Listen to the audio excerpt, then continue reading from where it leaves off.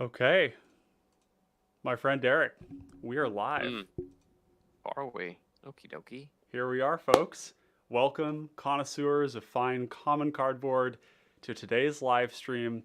I've got my good friend Derek here Mm-hmm. for a special coverage event of the live Riches to Rags competitive Pauper Commander event down in Philadelphia, and we've been hanging out in chat watching the fourth round of the game, commenting on that, and sort of just really enjoying what was a pretty interesting and dynamic experience. And we're going to be shortly here moving on to the finals, which you'll be able to see here when we switch over and they get their tables all oriented. But in the Mm-hmm. meantime, we thought it would be cool to take a look at the standings and take a look at some of the decks. So yeah, tell me what you thought of that last game here. We had a really interesting pod composition. Yeah, so it was a pod of Viscopa Guildmage, so off to a really cool start there, and then followed by Tatiova, is a Guildmage, and Weavers. So kind of not not what you want to see as a Viscopa player, but it was a really interesting game. A lot of really interesting decision points. Yeah. Now, when you mentioned the Vizcopa, why would you not want to be a Vizcopa player facing down three blue combo decks? Oh, that's it's funny you ask. It's because you don't have a way to meaningfully pressure them on a timetable that really makes them think through their decisions Yeah. in a way that may be suboptimal. Yeah. Yeah. Yeah. There were Yeah. you can see on the screen we had a creeping bloodsucker came in early, and was able to do a little bit of pressure, but really, we were maybe 50 minutes into the game by the time people were down to maybe 20 life points. Yep. So Yeah, it pretty was a 9-turn game. Yeah, yeah, it was 9 turns only.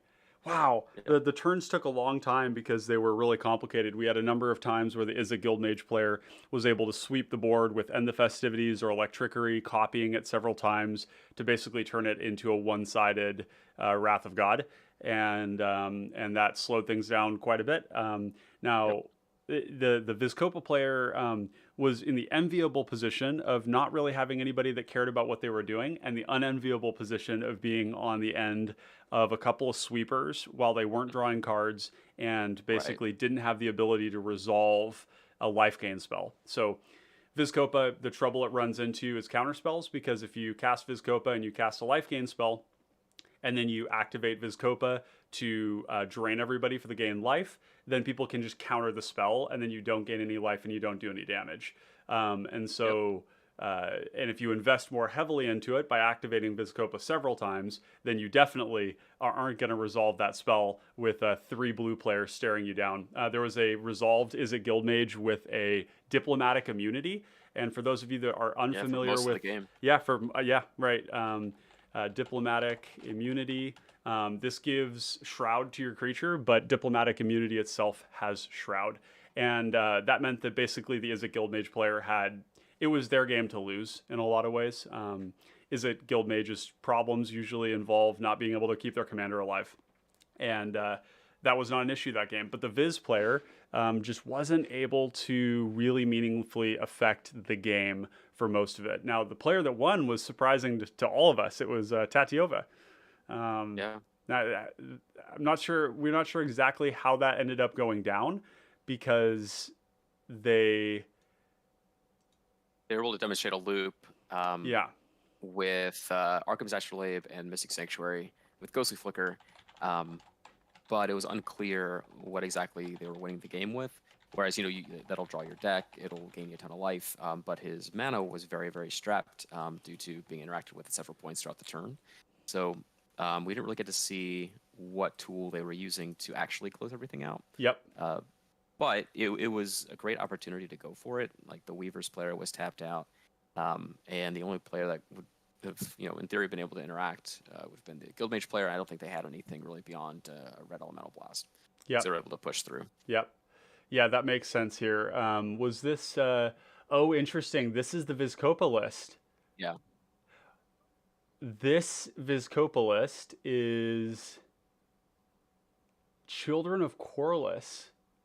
this is basically So like there, this is seems like more of a combo list. Yeah, this is the so this is a throwback. It's funny that whole pod was Hmm. a throwback to a time when really most of CPDH looked like that. What's up, Giorgio Yeah. Domaso?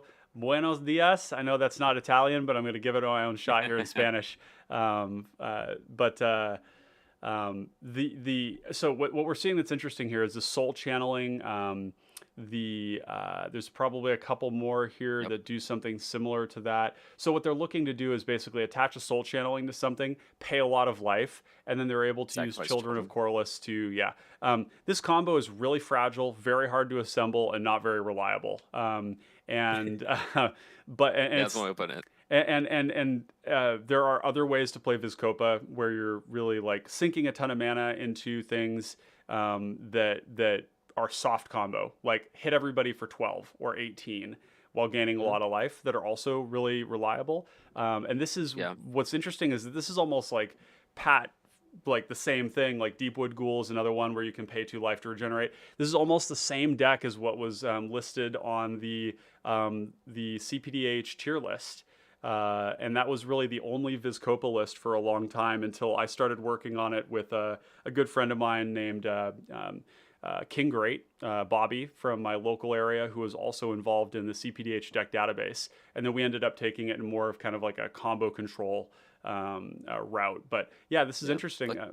there's a lot of interesting ideas here. Hmm. It seems like a lot of it has aged not great. Like the Yeah. Children of Yeah. Corliss lines, I think you hit on. It is fragile. I think what might attract some people to it is the ability to like tutor up pieces with like Helots Pilgrim, like that kind of stuff, Hmm. Hmm. uh, with the soul channeling. Yep. Yep. So But you could again, look for like that with Totem Guide Heartbeast or with yeah, Shrine Steward, the new Shrine Steward. yeah. But I think that even if you remove this combo, I mean you free up what like 3 slots right off the bat with the Ghoul and other things that help maybe metagame a little bit better. Um, Kind of insulate your primary combo lines a little bit better. It does look like Because this one, I mean, they've been disciplined about it. sure. Like it's Oh, I not agree. as heavy. There's only a couple of pieces here, but they don't have any way to tutor for the soul channeling, except maybe they have shred memory. No, but they have Well, no, unexpected fangs. Pilgrim is the only thing that gets the soul channeling itself, and then they That's have true. the Ghoul, but I don't think they can tutor that up Yeah, with so anything. CJ, the this deck may make it to the final table, but they did lose that last game. They were at the top points. They had 9 points, um, Mhm. and although opponent win percentage, I'm not exactly sure how they're calculating this. And I'll be honest, chat. When it comes to tournament related stuff, my understanding of brackets and kind of how placement works and all that is very limited. Yeah. Well, The opponent win percentage is basically just like tiebreaker percentage. So if like right, 2 players are tied on points, or 3 players or whatever, they'll take the highest yeah. percentage So it would to seem to advance. me that Dylan would be 3-1 right now. That would be my reading on it. Yeah, yeah. Thanatos, what's up, dude? Glad to have you here. Thanks for joining us. Yeah, he says Sada couldn't make it today. Mm. Well, that's okay. You can join us for the finals here, and we'll Yeah, by all we'll means. uh, we'll still be enjoying each other's company and getting some good conversational stuff in. So there's our Vizkopa deck. It's interesting. It is kind of 1 foot in, 1 foot out of like a deep combo where you like instantly kill everybody. But boy, the levels of interaction for this are many and varied. And one of the Yeah. things that I think this like pulls you into is playing cards like Shelter and Lauren's Escape and God's Willing and Ashnod's Right. Intervention, that stuff, which you don't need to play if you aren't relying on soul channeling. Because soul channeling needs to resolve on the creature, and if you need to protect it, then and the tough thing too is soul channeling is black, and a lot of removal is black. So if you go pro black on your creature, then you don't end up resolving the soul channeling. Yeah. So I think that there's some challenges there that I'm seeing here, but it is kind of cool to see maybe somebody experimenting with going back into this space. But the other things you've got going Yeah. are like the Font of Vigor, Sunspring Expedition. All I've these cards are seen. very powerful in Oh terms of yeah, like enabling what you want to do. 1 mana, gain 8, like drain everybody for 16, kind of Yep. thing is going to be really strong. Spirit Link and Unexpected Fangs are playing to a game that I wouldn't want to be in, but just because you want like maybe you put it on like a Celestial Unicorn. I have died. Right. Like these creatures aren't great on the battlefield. No, No, you're not going to be swinging with them in a lot of cases. So this is, I think that there's other approaches to this deck that might be a bit more optimal, but still definitely very powerful, very threatening. It just Yep. happened to get into a pod that was not good. But the fact that they went Yeah. 9 points, so 3-0, suggests that they probably ran into a lot of aggro. And aggro hates to see this deck because this life gain is relevant even when it's not comboing, right? Like just gaining a ton of life Yeah. if they're not doing commander damage. So I'm also noticing that there's no pestilence here, and Nope. that yeah scares me a little bit. Pestilence is such a damn good card. So Yeah. No, I mean, I get it. It's something where once you play Pestilence, most of your play patterns start revolving around Pestilence, and this deck is doing other things. yep, could be, So yeah, I can see it. yeah. It is trying to go harder into a combo where pestilence would I just be think like, Crypt Rats is like, I think Crypt Rats between the two of them, I think is a better card for this deck. Um, yep, but you know, it may have been something where they tested it, didn't like it, and took it out, which I respect. yeah. So we've got some audio coming through here. I'm actually gonna mute this real quick here. If you just have it on your end so we can kind of pick up anything that I should know. One more games MTG. Chris saying perhaps expectations of heavy cantrip tournament and pestilence wouldn't hold true throughout. Yeah, I don't know. I guess like for me, Vizcopa works really well in a control context because it just grinds so well. It's in great colors for it. Yep. And Pestilence also does what you want to do, which is it burns people out of the game while also being a sweeper. You also have white, which means you can recover it with things like Auramancer. It's just perfect for the deck. And you can also do weird stuff like you can hollow it and then cast it and do stuff. There's some, some things you can do. Yep. But I want to scoot on over here. Looks like the results have been updated. Bobby with 9 points, a fellow connoisseur of fine Yeah. common cardboard here, and he is running Dargo, Dargo Keleth, and Gretchen are his two decks. Or maybe he was just pulling out that one for a pickup game or something. But he's playing Oh, that's Gretchen. interesting. Yeah. So we've got Gretchen in first position, and in second we've got Vizcopa we were just talking about. Third we've got I believe it's Tatiova. That's Tatiova. Yeah. And then fourth is your boy Third Path. Oh, really? A wild that way, TPI yeah. has entered the chat. Boy, does that make me happy. And this is a weird. This is a good pod for it. Whoa, this is a weird version of this deck, though. Okay, so this is a combo deck that basically makes bodies for the purpose of enabling. Is there no Thoughtcast here, though?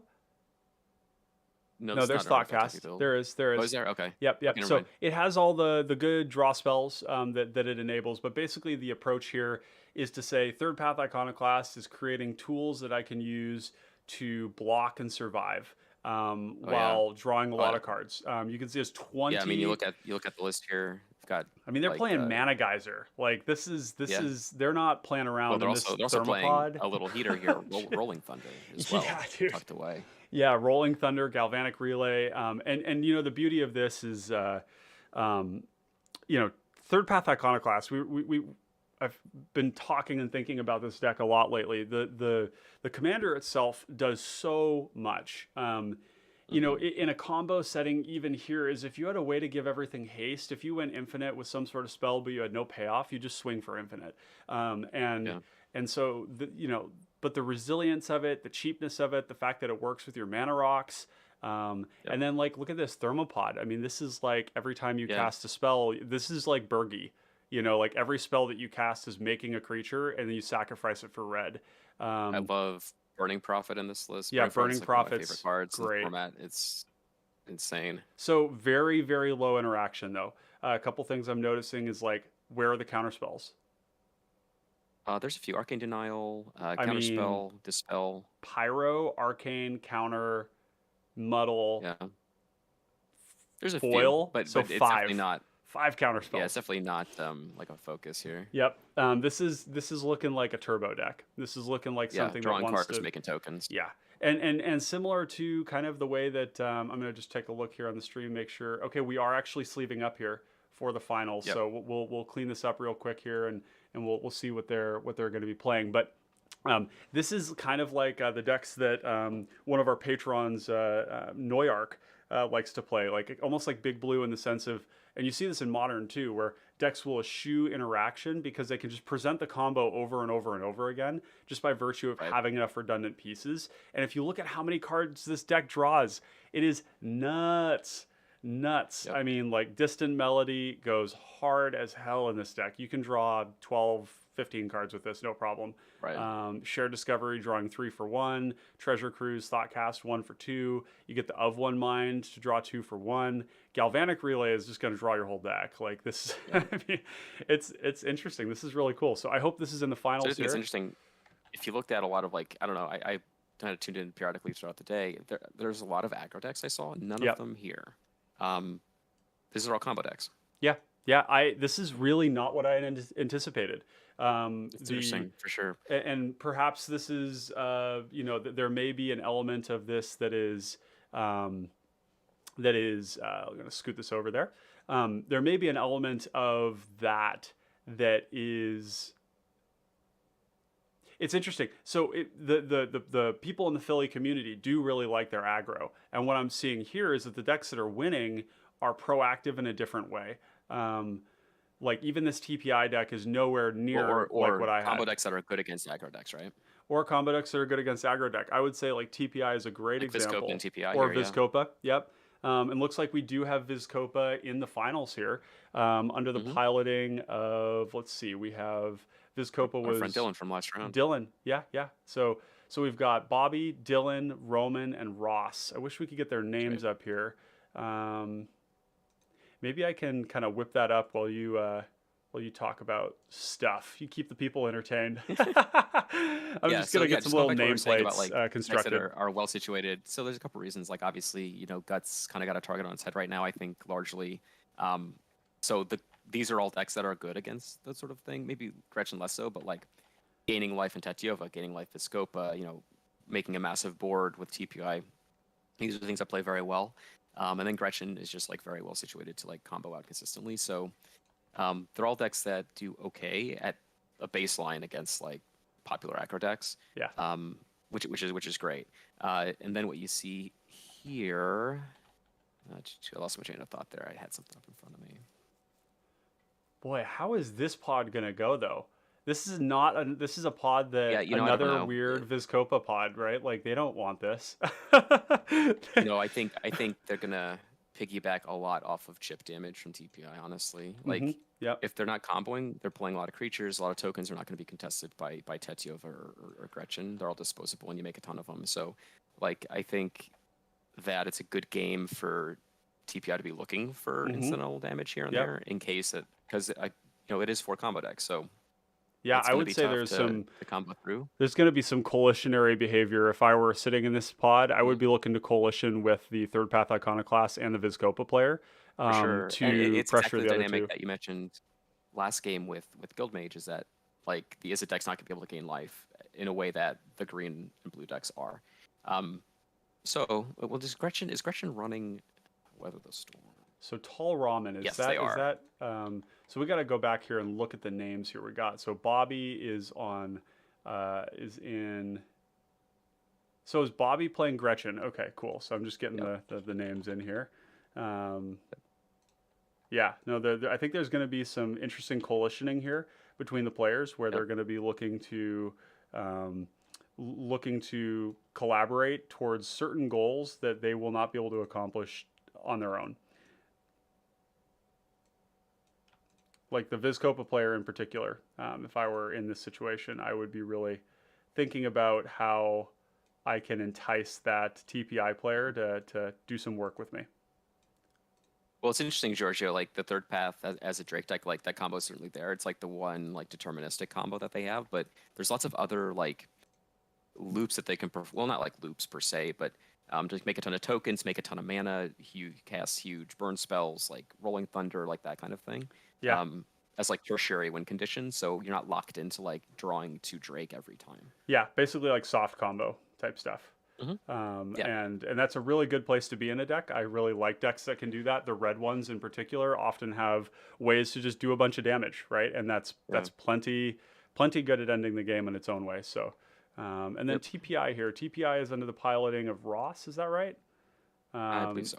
Yeah, Ross. Okay, great. And sorry as we bounce back and forth here. Just want to make sure we get these names up here so that when we talk about a player, you all know who they are. So, and we kind of whipped this up last minute here just to, just for the benefit of the event and for hyping up the format and everything. So we're glad that you all are showing up to hang out with us. Yeah, And looks absolutely. like we're going to be getting a roll on here. Are they rolling off for first turn? No, I believe. Let me just check the standings. I believe Gretchen's in first position. Okay. Let's see. Would you be able to check and get me the names for the Tatiova player and the Vizkopa? Yep, Tatiova is Roman, Roman, great. and Vizkopa is Dylan. Dylan, great. Awesome.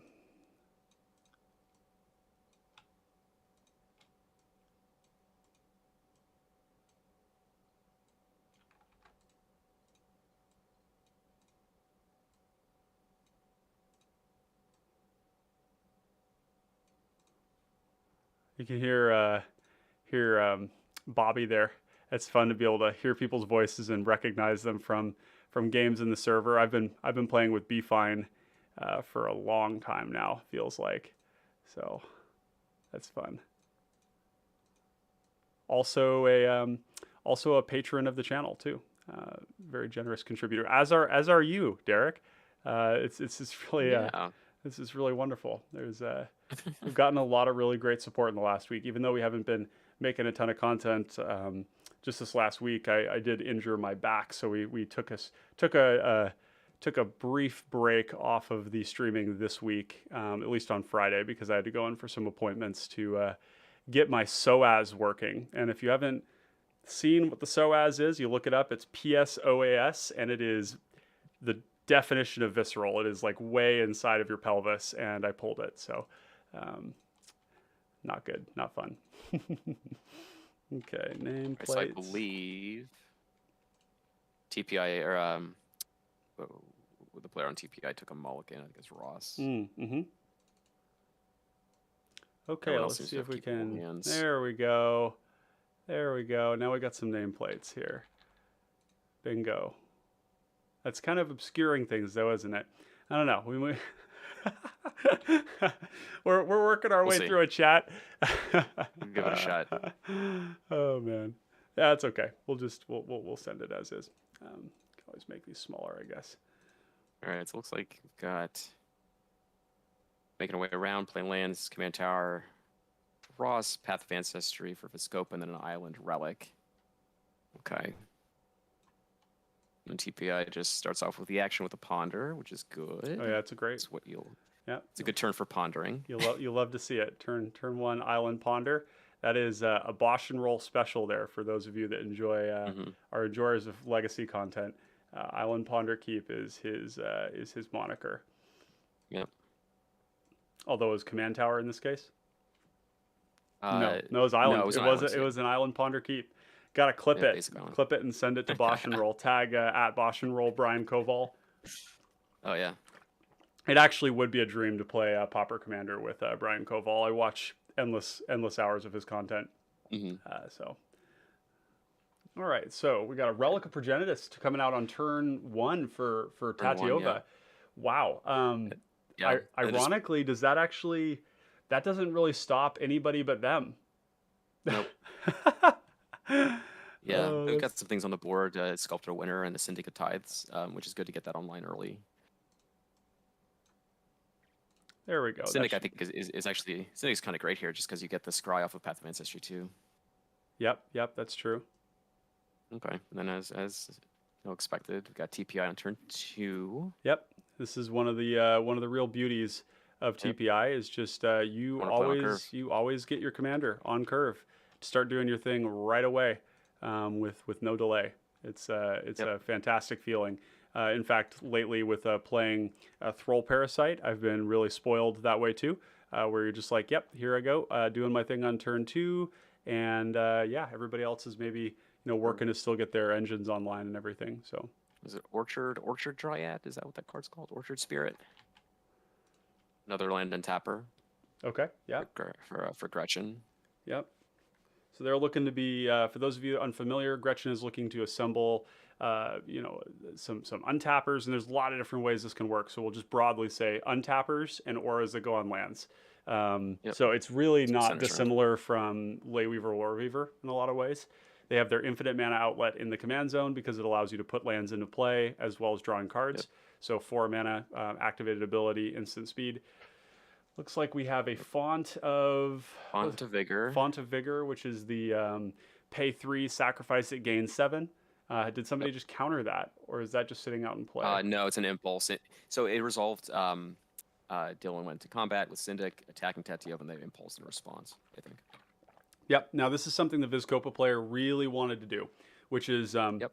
one of the ways that a Vizkopa player can win in a pod where it needs to resolve its spells is by having a ton of mana, constantly being able to recast Vizkopa, and then having on-board sources of uncounterable life gain, like the Spell Bomb, like the Sunspring Expedition, this Font, because that means that now when they go to gain that life, all they need to do is activate it, and it's all activated abilities, unless somebody has a Mirror Shell Crab, which is unlikely.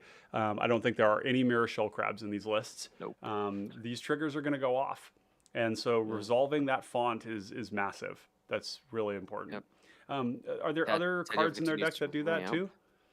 To gain life on board? Yeah, yeah. I'm not sure. Hey, what's up, Dave? Good to see you, buddy. Hope you're having a great day. Well, we're enjoying some finals of R2R here. I like the no fear from the TPI. Just turn 3, we're just gonna run out the Merchant Scroll right away. Yeah. I mean, get everything going while everyone's setting up. They've got so many ways to combo. They've got no fear of dying here. There's no removal. Like this pod is going to be, this is pod racing, folks. We're going to be going hard and fast. There's already 2 untappers on the field for Gretchen. The Tatiova player with has ramped a little bit. The relic is basically going to be a cantrip. I wouldn't be surprised if they popped this very, very soon. Like before they don't want to burn their stuff in their graveyard. So maybe they look at it as a way to minimize the potential of a treasure cruise from the other 2 blue players, but that's basically it. So Gretchen enters the battlefield on turn 3 or turn 4. It should be turn 4, I think. They're going to cast her right now. Wow. Just going for it. Is that a Path of Ancestry on the field? What is that? Yeah, it's a Path of Ancestry. Oh, it's the promo one. Yeah. From okay, cool. I'm looking for that Here's promo.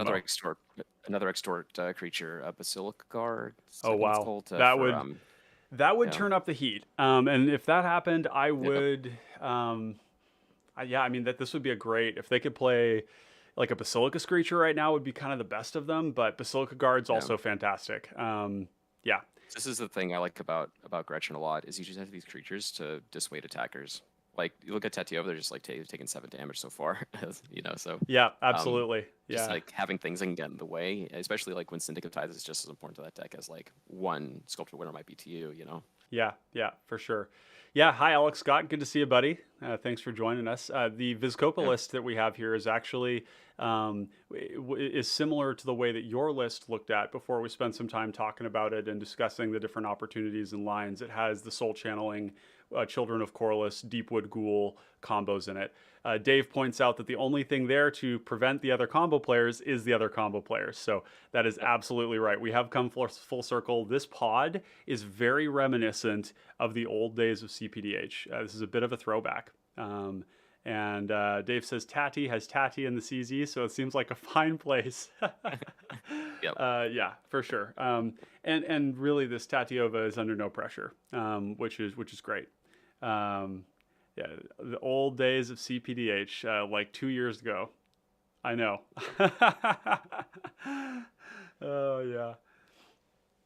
Yep. So and then what do we have on the field here with that's a soldier token, I presume, with the yeah, it's the token. And do we know what they tutored up? A Reign of Revelation. Fascinating. Just card advantage. Yep. That suggests that they're taking a different stance in this game than I would have anticipated. Like when I'm tutoring up Siphon Mind with with with the Demir Houseguard. That's like Right. signaling that I'm not in the stage of the game where I'm like wanting to Pestilence, for example. And Right. this TPI deck has a lot of cards that they could tutor for. Yeah. And I they think Rain of Revelation is actually like a great include here because it is like a big bulky spell that you can draw a lot of cards with. That you can get with Merchant Scroll. Not a lot of them are instants. yeah. So I think it's a great include here. One of the things I did see missing from their list that I was somewhat shocked to see is the lack of Keep Watch. And this Sure. card here is an insanely powerful draw spell in this deck, and it's an instant, which means we can actually tutor for it. You cannot tutor for Yep. Distant Melody, which is the biggest. You can't tutor for Treasure Cruise, can't tutor for Shared Discovery. So I would think that this Izzet player may not be aware of the card's existence, or maybe because it's just that good, super Yeah. powerful. I don't know. But notably, they didn't cast anything. Just passed it. Tech Tattoo for 3 and passed. Yep, Back yep, to Gretchen. So Gretchen's starting to get rolling here with the auras. yep. Alex saying Pestilence seems like a double-edged sword. Don't want to kill the Vizcopa, but it's so nice to keep the board under control. Yeah, I mean the Pestilence is important because it does everything you want, absolutely everything Yep. you want. Yeah. So we have a Utopia Sprawl going down on Wild this Growth, island, but, or yeah. Wild Growth. Yep, Wild Growth. Yeah. That looks like a alpha or beta Wild Growth too. That's a That flex. looks like a beta. Yeah, it's quite the flex. Yeah, Pestilence is just insane. Like in a control deck, you got to have a damn good reason not to be playing that deck or that card. So notably, like this is a point where like you kind of want to start looking at Gretchen just because they have access to what, like 6 mana, Yeah. 7 mana, One, including the path. two, one, So they two, can start 3, 4, activating 5, regularly if you don't 6, pressure their 7. creatures. That's 7 mana. Yep, they can even activate Gretchen this turn, and Yep. and then put another land into play and draw a card. So they technically have 8, right?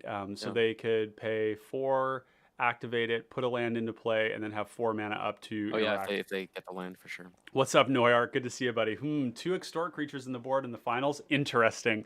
Yeah, the funny Yeah. thing though, Noyark, is that these extort creatures are not in a fantastic position. Just because this Tatiova player is taking a beating, but they don't care. They only care about commander damage. It just doesn't matter. I do like the Heron of Hope here. It's another creature that can attack well. Like it's not that relevant on the board right now in terms of like its static ability, but again, like you just want things to attack through these combo players Yep. a little bit. Now, the Other Heron combo of players, I Hope guess. in particular is a 2/3 for 4. It amplifies life gain by 1, and then it itself can gain lifelink along with the flying that it already has. And this is a card that Alex Scott and I talked about a little bit. It was a card that he brought up, and it seems a reasonable pick. It's kind of operating like another copy of Marauding Blight Priest. So it's always welcome, and the flying is good. That wise, yeah, flying creature is always helpful. Thanatos says, I feel like Tati is going to die to combat this game. Perhaps. They've got it. They just played a big blocker. Yeah, they had to. I mean, yeah, with the way this game's going. Yeah, they're definitely getting a lot of pressure right now, which is interesting. This Gretchen player is at 29 life. That terrifies me. And here's the Rain of Revelation. Yep. Yeah, I know Tatiova has a reputation for being extremely dangerous, but Gretchen is faster. Gretchen goes hard. Yep, because you can do something with all the mana you're making. Yep. Now this the TPI, the way that I have it built, I generally wouldn't be tapping out. I'd be looking to keep some mana open for third pass, but this is fine. I think it's the end of Tatiova's turn. Yeah, I mean it's fine. Like nobody's killing the TPI here. Like it's just not going to happen. Yeah, it's not doing anything significant enough to really warrant interaction right now. So tapping out is completely fine. Reign of Revelation is a funny card though in a sense because it's 4 mana. It's like this card isn't drawing 12 cards like Distant Melody. It's you're only getting a few. And so I say this a lot about scrying, but like it's also true with drawing cards. Like drawing 3 cards as opposed to 2 is huge game, and scrying 3 it like feels like cheating a lot of the time as opposed to scrying 2. Like the difference is huge once you get to that 3rd card. And this is only draw 2 though, right? So it's technically Rain is draw 3, discard. Draw 3, discard a card, which is technically different. Yeah, so it is like it's kind of like scry. It's like scry. Right, the point is you see 3 cards out of scry 3, draw 2, kind of in a sense. Sort of. Yeah, I mean, to think about it in terms of how many cards we actually end up with this card. Like how many do we keep, right? Yeah. Um, And now he's got 5 power on board. All of it goes to Tetiova, as you read as you do. about. But I And then okay, frankly here, I hope that this is actually going at Gretchen. The Gretchen player needs to be pressured. yeah. Well, here's a Firebrand Archer, so that'll probably kick things up a notch. Yeah, Firebrand Archer is so powerful in this Yeah. context. Because like at this point in the game, like it's going to be tough to outpace this damage with Tatiova's life gain. But Gretchen has Weather the Storm, so they're at a much better position, I think, like from the get go in Yep. terms of like what is going on right now. Yeah, you did see a Gretchen with the Weather the Storm there. Does it have a Moment's Piece as well? I don't know. Let me check. The Weather the Storm is the more Yes, important. they have a Moment's Piece. Yeah, and this is the adaptation that a lot of Simic decks were just really slow to get onto, but is really important. You need both those cards if you're playing Simic combo to alleviate the concerns around aggro and mid-range, and both of them can be looped. So pretty important piece of the puzzle here, which will help Gretchen a lot if they start to get pressured. But interestingly enough, Tatiova is it's getting the hand right now. Yeah. 16 life. Haven't even played Tatiova Well, yet. yeah. I mean, sure, Mnemonical is a good blocker, but it doesn't trade with anything. No. So It's just a big booty. yeah. This Nurok stealth suit is terrifying. Yes. This should be the late reminder to everybody that Gretchen needs pressure. This is looking Yes. in some ways similar to the CBB 100, where our common connoisseur enthusiast puzzle box took victory there with his like basically CPDH legal deck against other CDH creatures and or players and that game played out very similarly, where basically he didn't get pressured at all. People just didn't. They just didn't pressure him, and this Gretchen is going unpressured, and now they have a unkillable Really put untapper. Yep. Yep, and There's no reason to put it on Gretchen just because you can recast Gretchen. There's no summoning sickness issues with Gretchen. What's up, Black Room War? How you doing, buddy? Good to see you in chat. This is kind of reminiscent, actually, of the last game we watched with the diplomatic immunity on the is a guild mage. It's like, ooh, that's really scary. Like, what is going to stop that? The only answer here might be like bounce the Nurok stealth suit and bolt, or into the Royal the Blossom Dryad, but by then it's already untapped, and these are all activated abilities. So, so here we see Viscopa come down. Yep. Love the signed We're card getting the flex here. abilities This is for that. fantastic. Oh yeah. Yeah, Basilica Guards has been a card that I've been really bullish on lately. It's a nice big butt. Yeah. Extorts. It's a wall, so you can tutor for it. I love high toughness creatures in the format right now. Yeah, it's great.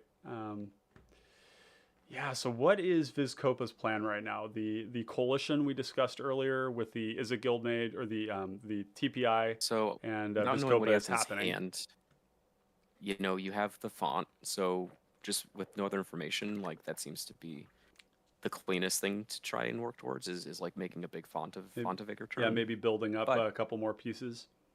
Yeah, but I don't know what's in his hand. I think I saw Night's Whisper briefly. Seems like a good card to cast. That's something good to extort off of. Yep. Yeah, when that card reads, everybody loses 2 life, and you gain 4. Yeah, like I said, without any more information, like casting some things, extorting off a couple things, getting it looks like he has the Convoke gain 8 life spell too. With 4 creatures is that's great. Yeah, that one's called it's not Rest for the Weary. It's War Report. It's the Convoke Meditation Puzzle. Meditation Puzzle. That's it. Yeah, we'll pull that one up on screen here. So Tetiova is peeking at Gretchen's hand here. Oh boy, I would say that's the right target. Gretchen, oh no, he has some cards in hand actually. It looks like. Yeah, Meditation Puzzle seems great. I would target Gretchen with this peek. Yeah, for sure. Yeah, you want to know what's going on over there. The unknown board state and it's funny because it doesn't present this way, but there's just so much mana. There's so much mana. Yep. Yeah. A little bit of table talk here. Let me just turn the volume up for myself.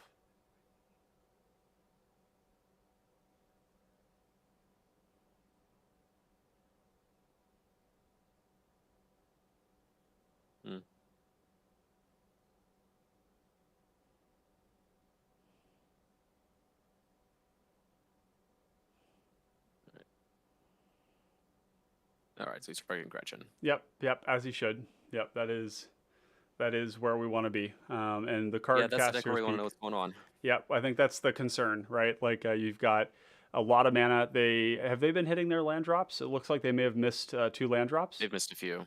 Yeah. Okay. Yeah. Well, that is. I mean, if they hadn't been, this game might have been over. Actually, might have been a quick one. Dave says, "Is Heartless one of these people?"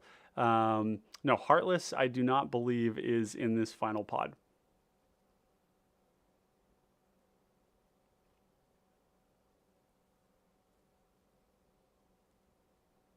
So you can cast Tatiova.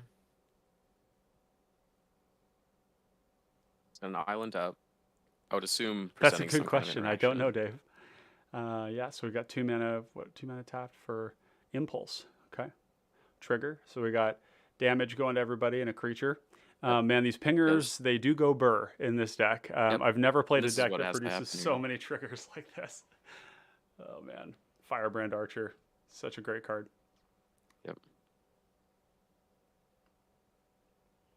So Yeah, it's kind of wild to predict casting Flame Breather. Give like, one of these things with 3 toughness. You know. It's just in my crazy. deck, the ways that I lean into those pingers is I play Sigil of Sleep and I play Oh, sure. Ophidian Eye. And both of those have had some amazing returns for me. Yeah, those do the big thing. That's for sure. Yeah. We'll pull those ones up here. They're not relevant to this particular deck, but whenever it deals damage to an opponent, you draw a card. So you draw 3 cards every spell you cast. And then Sigil of Sleep, you basically get to return everybody's stuff back to their hand every spell you cast. Right. So Yeah, this and is still end of turn. yeah. They're selecting a card off Impulse right now. Okay. Yep, Oh, no, it's not end of Tatiova turn. I in guess play second, now. must be second main phase. So Yeah. they're going to start to regain all that life. And now they Oh, cannot I be bet the Impulse was in freely- response to Tatiova. Oh, got it. Yeah, yeah. And now they can't be freely attacked. Yep. This is a stabilization for Tatiova for sure. And they've got the Kodama's Reach, I believe, back in their hand. So, They should. yep, that'll be a divination. Yep, there it is. That's of one mind. This card is so strong. One of the great things about of one mind is that any deck that has a human in the command zone that has blue can basically play this 1 mana the Thoughtcast, right? Because non-humans are easy to find. Humans, you want the human in the command zone. So, Very easy to trigger or enable rather. yep, it is Thoughtcast. Which this deck also gets to play. It feels unfair sometimes in TPI. You just get to play too many. You get to play like even better draw spells than Murmuring Mystic in some ways because Sure. you get like all the Metalcraft. You get you lose Airborne the Aid, artifacts. and you get the artifact stuff. So you get Thoughtcast, yeah. Which is just great. And Secrets of the Golden City is quite a bit better in TPI because you build up a board so quickly, whereas in Murmuring Mystic, it's only going to be draw 3, later on. So Looks like we're doing aggression activation. Yeah, because then you start hitting land drops. Yep. Yeah, they need to put lands into play, like stat. There was no land. Oh my gosh. This is yeah, I mean it's funny, they have everything going on that they need to basically like win the game fairly quickly, but they're not getting land drops and they're not getting more auras. Both of these are really problematic for Gretchen. And it makes you think like what is in their hand to where they'd rather spend their mana activating Gretchen than actually like developing their board. Yeah, they say Screw beats Flood, and I think that this is even scarier, actually, if I'm looking at this. This is a double-edged sword. On one hand, the Gretchen player has a lot of stuff in hand that's really good, and they're not even deploying it, so it might be reactive, or it might be that it's not time to go, but everybody else knows that they're not hitting land drops, which means they're hitting relevant stuff, but they're not able to go off. So the perception may be that they're dangerous, and they are. But then the Gretchen player is just really choked on resources. I would expect them to deploy an aura here if they're able to do it. Just okay. 5. Mm, Oh yeah, Shrine Steward. Okay, so that's good. looking for a careful cultivation or um, freed from the real. This is interesting. You probably let the Shrine Steward resolve and then counter what they deploy. Yeah. You could also look at it and say they don't have enough mana to deploy it, so you counter the Shrine Steward and then they don't get it. Um, I would actually be countering the Shrine Steward right now because they don't have enough mana to really Sure. vigorously No, this defend is this or deploy it. Now, for the Gretchen player, playing out this tutor is going to put a mark on their back yep. because they're not able to do it this turn. It's not a surprise anymore. If they go and get freed from the real, everybody knows it's there. Freed from the real Yep. You have to be really is careful about what you reveal to everybody. Like yeah. the card that you show everyone you have is really important. It's not always about like tutoring up your best thing. I mean, you have to take Or into account mana how everyone's gonna efficiency. react to Like, what you oh, get. like this is the Yeah. thing I can cast this turn. You got to be really careful about what this signals to the table. Um, Looks like they Okay. got Dawn. Mark. Oh, Market. interesting. Mm. So this is Is a that really heads up play. It's Market Festival, I think, or Verdant Haven? It looks Verdant like. Haven. Yeah, this is a really heads up play by them. Verdant Haven, I think that's Yeah. with a I think it's a good place to be Harvin. because Oh I boy. mean, you all you need is like these kind of mildly impactful auras to really like bump up your Gretchen activations. Yep. And you just draw. Gaining you a know? little bit of life. I think this is really heads Yep. up, not going for some sort of like really scary piece. This signals Yeah. weakness, and that's going to take the heat off of you, which is what they want. Because if that TPI player starts coming their way, it's going to get heavy. Now TPI is going to be slowing down quite a bit here, and these blockers are not really relevant. They're not even really Yep. attackers right now because they just get kind of wasted. So, now what about Vizcopa? What do you think their game plan here? Is it just continue onward as I want to um, see kind of what happens on this next turn. yeah, I mean, it's tough to say.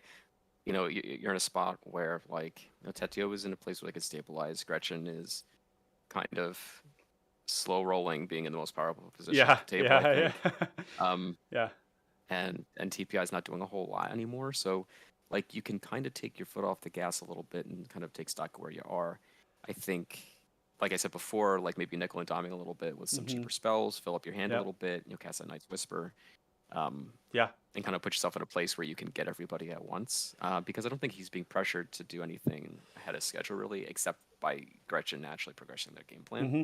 And we got to Um, keep in mind the Vizcopa player is also not playing much removal at all, and Yep. so they don't really have anything to do, and nor do they need to hold up mana for anything.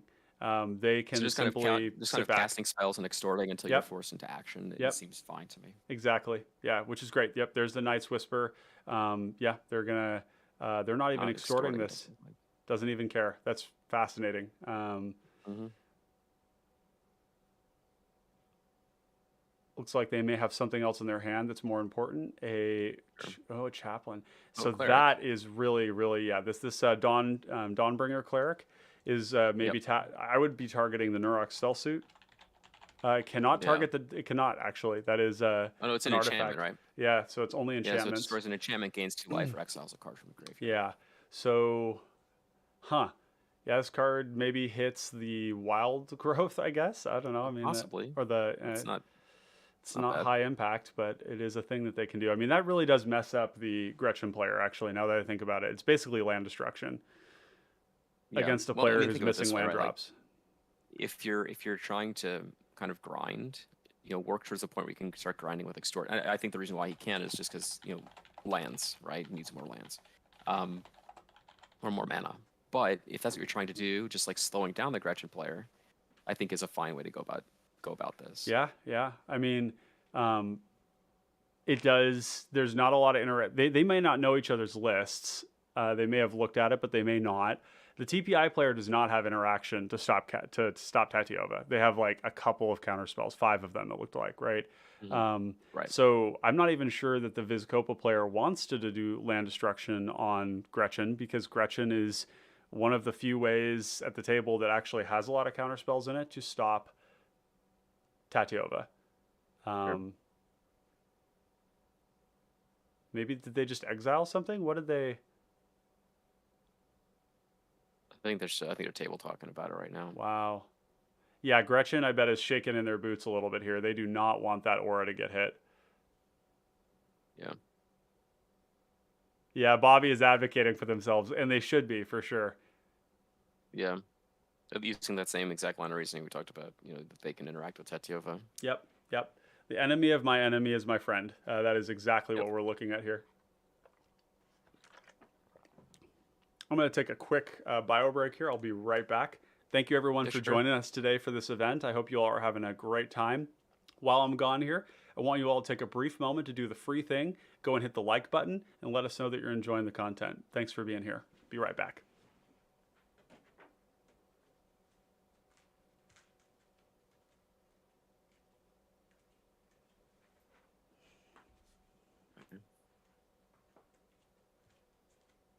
Snap's pretty good here. I mean, if you're gonna lose your aura, it makes me think that he's gonna lose the aura, but I'm gonna talk to myself until Ryan gets back.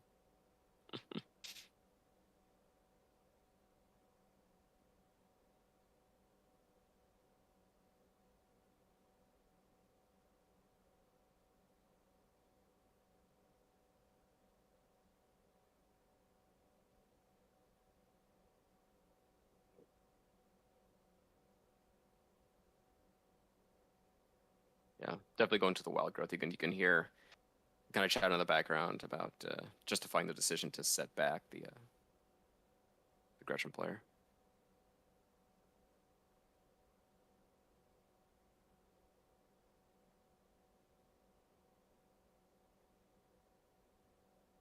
Okay, so snap targeting Tetiova gets mana leaked.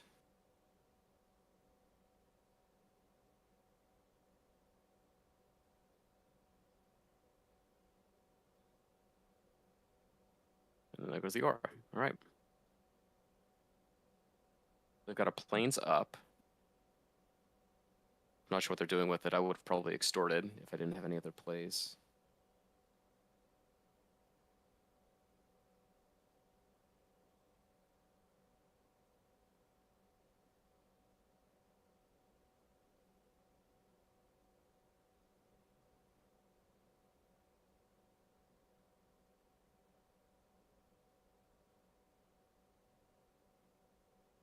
Sounds like a TPI player and Scopo player kind of figuring out how they can help each other whittle down life totals. Which honestly, they should be doing. If you look at the resources on Tatiova player's board, versus the aggression player, they, especially after having dealt with the wild growth, there's no real pressing need to take them out.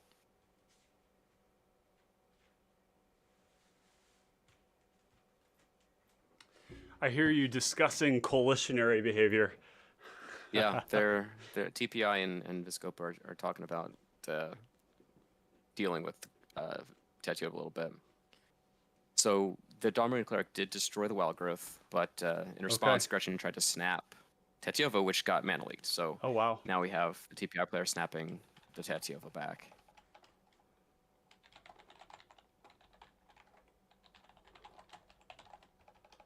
So go to combat here, swing out at Tetiova for 6 damage, block 1, take 4.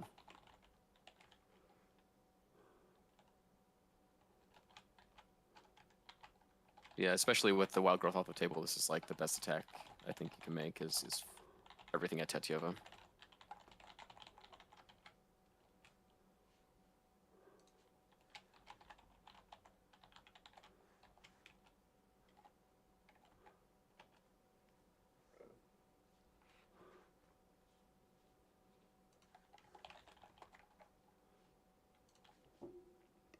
Okay.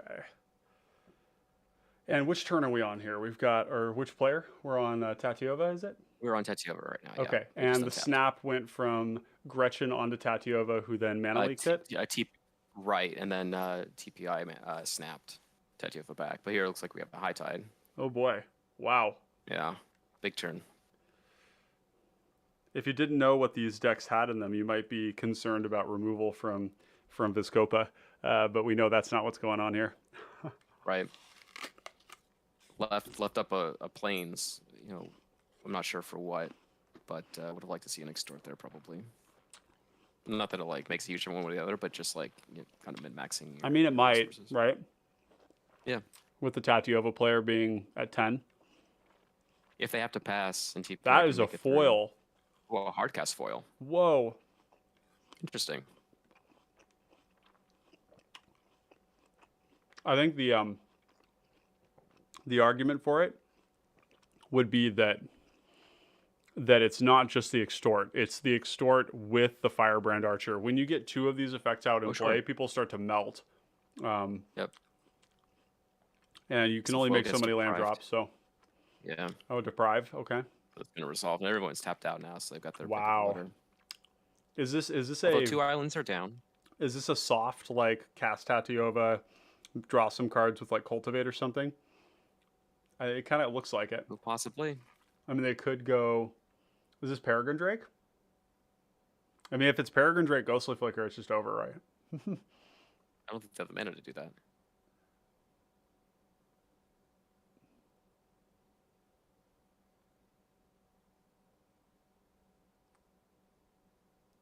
So he's got an island in hand that he can play for turn. So you'd have 4 mana.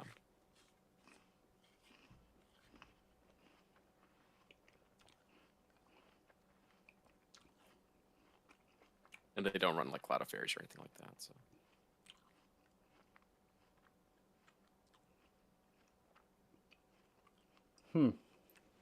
It stands to reason that they very well may have just wanted to deploy Tatiova again. Right. Considering the position they're in. Just a ritual. Yeah. Oh, there's an Archaeomancer. Yeah. So any subsequent flickers are gonna start to get card advantage. Yeah, get High Tide back and set up for next turn. Yep. Seems fine to me.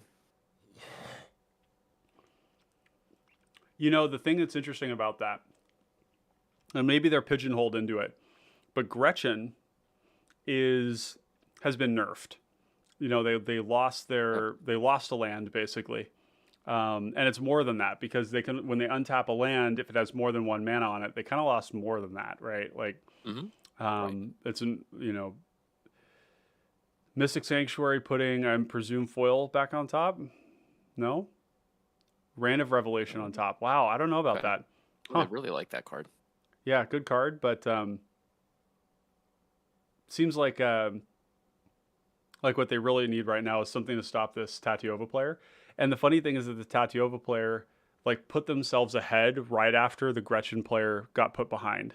So they will be the target, right? Like if you think about it, like again, going back to Rain of Revelation, like it digs you 3 cards deep, and that might just be what they want to do. Just seeing a lot of cards in a situation like this, I think, is better. Like, drawing 3, discarding 1, I think is better than drawing 2 and keeping them both by a significant margin. Rather tough for the Gretchen player, too, now, because they're going to be pretty much obliged to hold up answers. But they are also not getting pressured, so.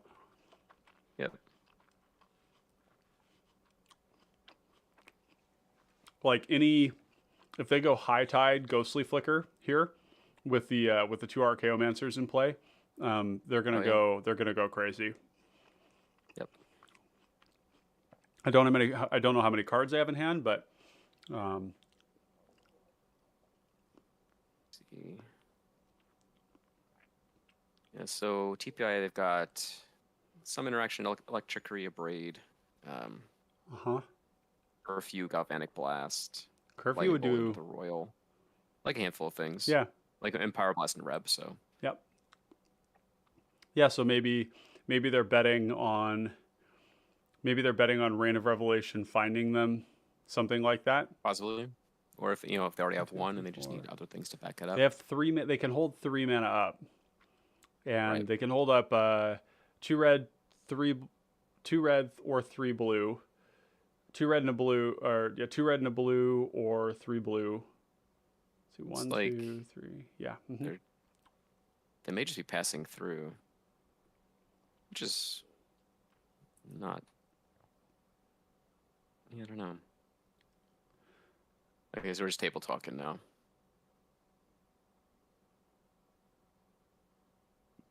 Yeah, this is a complicated position, and in these crucial. Viscopa's offering up actions. They're saying they're tapped out. I can deal with what's going on. Yeah, I mean, keeping in mind too that Tatiova can just die to that font, right? Right. Yeah. Font plus Yeah, maybe they're some low TPI enough. stuff like TPI, cast Rain of Revelation. There's one. I will say Then though they need a land Vizkopa, to do it.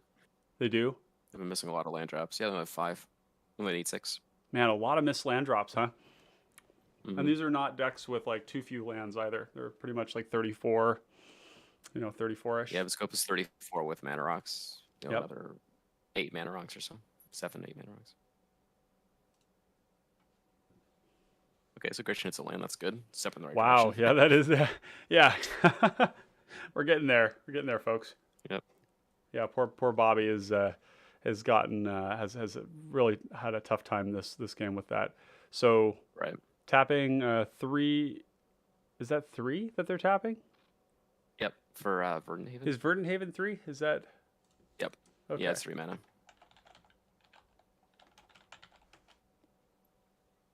Gaining 2 life here, not irrelevant. When it's tapped for mana, its controller adds 1 mana of any color. That's great. Yep.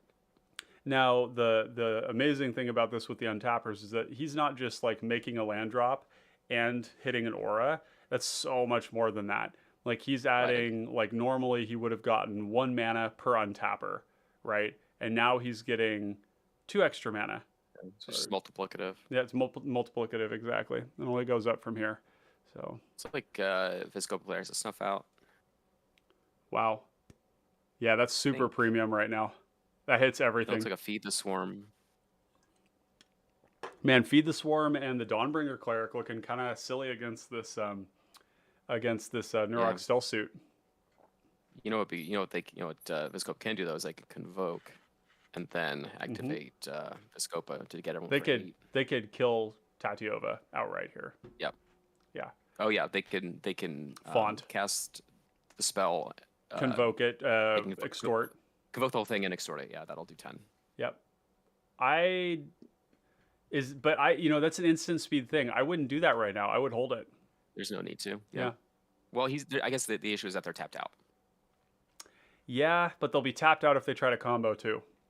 You know what I mean? Like generally speaking. Well, to some extent, it's tough to say where his head's at. I mean, if I were in that position, I might just because I do have the Font of Vigor as like a redundant thing. That's true. I might just go for it now just to get it out the way. He also has a Gray Merchant. And we know that the Gretchen player has a lot of cards in hand, but they're not really constrained on mana anymore. No. They have probably, let's see, 1, 2, 3, 4, 5, 6, 7, 8, 9 mana. Yeah. If they don't hit another land. If they hit an aura, they can make... The other added benefit, I think, of doing the Convoke spell here is that it puts you out of range, basically, of like dying to incidental damage from the TPI deck. He is at 27, though. Yeah, but he's going to go up a lot more. Yeah, I think Gretchen is like very happy about this. Yeah. Very happy about this. Yeah. Because of the Heron of Hope, so it's going to be 9. That's a big hit. And extort. Yep. Yep. Yeah, Tatiova dead and out of the game. Wow. Yep. Okay. All right. It always seemed like they were kind of playing one turn behind everybody else. Yeah. And they were also the focus of the pressure. Yep. Which I think splitting that pressure with Gretchen would have been wise because I'm worried about Gretchen now. I think Gretchen has got an amazing window to like go off here. And they have a window. That's it. Like there's maybe 1 turn, maybe 2 turns. Like this TPI is going to go hard. And then when it comes back to Vizkopa again, Vizkopa is going to put a ton of pressure. Now, if it comes down to Vizkopa versus TPI, I think that game is not good for TPI.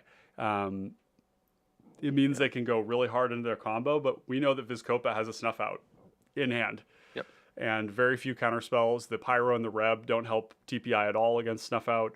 Feed the Swarm could be. I don't think there's anything relevant in TPI that they're going to Yeah, want to I'm hit with pretty sure he feed. has those cards. Obviously could be wrong, but that's just what I thought I saw when he was flicking through his cards. I would probably be looking to feed the if not something from Gretchen. If you're assuming Gretchen's dead, then I'd be looking to feed the Firebrand Archer because that is a combo card. Right, I think that's obviously the best target. Yeah, yeah.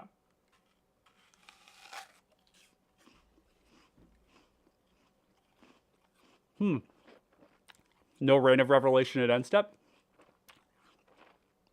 No, that's what they're doing now. This might still be end step, yeah. This seems like a great spot for Rain. Yep, here it is. At end step. Yep. Yeah, without Tetiova to worry about, like, just really devote your resources to that. Yeah. Not a second thought. Well, maybe TPI player, maybe Ross was thinking that this was exactly it. Maybe that's why he grabbed Rain instead of a counterspell, because he presumed that Vizkopa would take out Tatiova and that he wouldn't need the foil for that. Yeah, they were discussing it, how to handle Tetiova.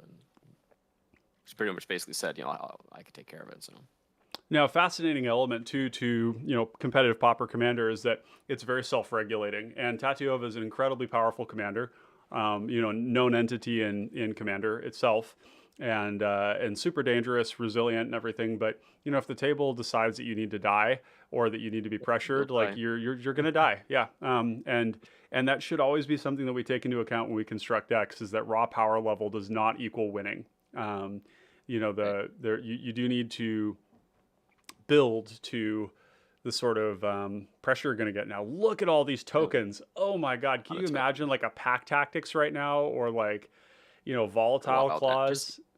Just don't need to get fancy. Just Trumpet Blast. Yeah, Trumpet. Yeah, for sure. Although I gotta say, I just put Pack Tactics in my deck, and that is makes all of your tokens into 4/1s, and you draw a card.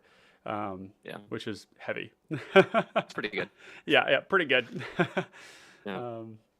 But there's no card like that in this TPI deck. It is not. That's not what it's looking to do. Could be an Gretchen activation here. Is this in response to something? To combat. They're looking for a moment's peace. I think there's one in the graveyard.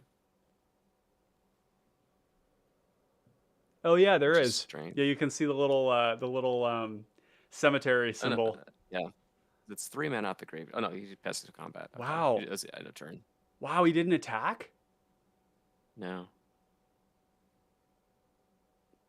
Help me understand. Why would I don't. Wow, that's that many really tokens, interesting. Maybe he's worried that he's going to get into a 1v1 with Vizkopa. Is that possible? Possibly. Well, I think like he doesn't want to put so. Gretchen Like they're kind of in a tough spot. Like outside of just like full on comboing, I don't think he can beat Vizkopa. But Gretchen obviously is like the main threat, just because of the ease at which they can combo. So he's kind of a weird spot in terms of like, who do you want to 1v1? I think he wants a 1v1 Gretchen more than anything. TPI? But I don't know, like, yeah. Like you want to let Vizkopa kind of do their thing and whittle away the resources a little bit, but I think at the end of the day, like in a late game situation, you don't want to be 1v1 against Vizkopa Guildmage if you're not going to. Which is surprising. Why wouldn't they just swing at the Vizkopa player then? Right? Yeah, it's a free attack. They have an open board, right? Mm-hmm. Yeah. Maybe they were worried about the crackback. I don't know if it's a smart thing for them to crack back at TPI though. Interesting. We're getting into some murky territory here. And Gretchen's passing, of course, as any good player does. They just play out their land untapper here. He doesn't have a stuffed out. He has an Unexpected Fangs is the card that I saw. Well, Unexpected Fangs. He doesn't have Feed the Swarm. Boy, no snuff out. Unexpected Fangs doesn't do much here. Man, Fangs it's not the right card for the deck. If you have Gurmag Angler and maybe some of the big chonky, creatures, you might consider it like maybe a Tithe Drinker Giant type thing, or like a First Sphere Garganta. Feed on Verdant Swarm Haven. on Verdant Haven. Well, that's really powerful. This enchantment destruction is.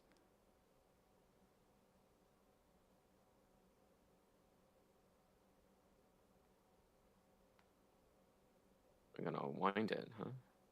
Oh boy, Unwind being just a counterspell ritual here is so insane. Nope. Nobody here to save you on that one.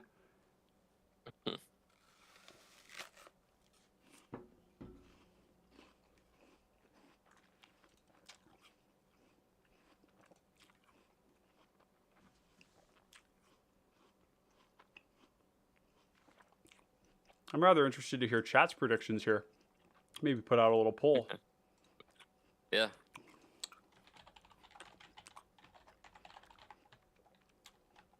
I'm really curious to see how they want to try and attack Gretchen here. I'm This is the listing it point as where like Gretchen just kind of has free range. Viz, TPI, or Gretch. Yeah. I wonder if the Gretchen TPI players are kind of looking at the Vizkopa player right now. Yeah. I mean, if I'm Gretch, I'm just trying to win the game. So and they're not like at risk of dying all at once. It looks like maybe It looks like the Vizkopa player has a like Warhammer card. Looks like Go for the Throat, possibly. let's go for the throat. Mm-hmm. Yep, they've got a Creep Bloodsucker. Creeping Bloodsucker, They've go for got the throat. Feed Unexpected Gary. Fangs. That's a Gary in there. Yep, they've got a Gary. Yep. Oh my. I think the white card is a God's Willing, but I'm not entirely sure. I think it is though. So like not a lot of things would do with 3 mana. Like Man, not a lot of lands, dude. That's really tough. This is one of the things that I did with my Vizkopa build, and I'm actually going to be doing a Let's Build on this soon. I'm just going to do a complete redesign of my Vizkopa deck. Make it really like single-minded, purpose-driven, all the mana rocks, right? Just focus on resolve Vizkopa, activate, cast this life drain, because there's no counter spells in the format right now. Like there are here, but this little sample of the meta that we have is a bit atypical, I would say. Right. Then again, every in-person meta is different, but and there's plenty of people who enjoy combo. Man, these unexpected fangs just look so bad. I'm just gonna cash in the fangs. Are they casting it on the creature that gets lifelink anyways? Yes. Oh, that's tragic. I would just. Why wouldn't you turn everything sideways? Yeah, like beat cheeks, like get to work. People are playing a bit scared here. TPI didn't swing. Vizkopa is not swinging. They could have made the Syndicate of Tides into a 3/3. Get to work with that. And not extorted either. It doesn't look like. Nope. Yeah, that's the thing. I guess because he has the God's Willing, that's why he hasn't been extorting with his last planes, the last couple turns. Which makes sense now that I know it's there. Huh. Okay. When you don't have any mana, you can't extort, so it kind of just sucks. Yeah. Vizkopa is a very mana hungry deck. You gotta plan for that. You really need to. You want to have lots of card draw. Because you want to find your life gain, you want to find your ramp, you want to find your lands. You just want more and more action, right? You're not even looking for specific cards. You're just looking for more of it. Looks like they have 34 lands and 6 rocks. Yeah, I would be going up to. I'd be going up to like 15 to 18 rocks and like 34, maybe 35 lands even. Sure. But then again, like my approach to Vizkopa is going to be different than this. I don't believe in the soul channeling Children of Corliss dream. My dream is less put flashy. All that into 3 rocks, right? Yeah. Oh yeah, for sure. Turn those into rocks and then just play some big chunky life gain spells and do your thing. It's not complicated. It doesn't need to be complicated. It doesn't need to be like like a convoluted, pay all this life, do all this thing. It's just like extort, play lots of rocks, get your Vizkopa out and go. And look, with Gut, like with Gut sitting around and, or Amber and powerful aggro decks that are out there right now, you don't need to hit everybody for 30. You only need to hit them for like 10. So here's an interesting thing. Like, so here we have High Tide. They already cast Chalice for 0. But like, what is the point of leaving up 1 white mana for God's Willing? Like, what are you protecting yourself from? Well, yeah, and like, and the only reason they have God's Willing, Lauren's Escape, and these other cards in their deck is because they're playing Soul Channeling. They're terrible cards. You don't need protection for Vizkopa. You Yeah. activate, cast it. If it resolves, you activate the ability. If it dies, it doesn't matter. You just cast your life gain spell and you get it, right? But like the number Mhm. of bad cards you have to play in this deck to make it to make that combo work are really significant, and we're seeing a bit of the impact on that right now with not having enough rocks or not hitting Yeah. land drops and things like that. They could be more draw spells. Not to beat up Yeah. on I mean, this like particular deck, but yeah, it's like oh, no, God's no, Willing no. is doing nothing right now. It's just Like, if you think of it in terms of like 2 extorts, you have Gretchen down to 8, which is like hmm you can kill with TPI oh yeah, at 8 life right hmm now. yep, yeah. It is looking though like it's going to be a Vizkopa TPI match, and then the TPI player is going to be really sad that they didn't swing on that turn that we talked about. Yeah, unless they just combo up, but yeah, barring that, it's That gonna be is tough. true. That's actually maybe I've been because they Zero tapping haven't been. 6, Oh, that's a Rolling Thunder Rolling Thunder. Okay. for the board. I would presume 1, 2, 3, 4, 5, 6, 7, 8, 9. So it's 8. So they could do 2 on the Syndicate, 4.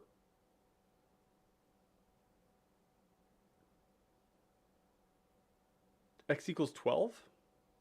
Oh, high tide, high tide. Right. 12. That's pretty good. So yeah, That's that's. exactly like what you need to turn the corner against Scopa. I mean, yeah. It's Boy. like you can easily kill Gretchen this turn if they don't interact meaningfully with you, and then you can whittle away the other board until you can attack them through before all those setting up. Yeah, I might do resetting. like 2 at Gretchen's face, and then like 10 to the Vizkopa, the Basilica Guard, and the Syndicate, or the Syndic. Mm-hmm. Because you need to put. Killing the Vizkopa does matter right now because of the construction of the Yeah. deck, because there's not mana rocks, enough of them. There's too few lands, right? In Right. play. I mean, everybody's draws, change. Like 34 lands is not unreasonable, right? But killing the Yeah, but Vizkopa you right now supplement is a it. time walk. Yeah. Yep. Looks like our poll here is putting Vizkopa as the preferred winner here. Alex saying, "Yeah, Vizkopa is a hungry boy." Yeah, no kidding. Yep, yep, for sure. Yeah, Vizkopa do want lots and lots of mana. Lots and lots of mana. And pretty much any build of Vizkopa wants like just egregious Anything amounts. with an activated ability that you want to activate more than once. Yeah. In a single turn, like there's no reason not to just Boy, like yeah. play to that. And we've talked about this a ton, right? Like resource advantage, right? And Mm-hmm. and having Vizkopa in your command zone means that anytime you have any ability to gain life, you can just activate it.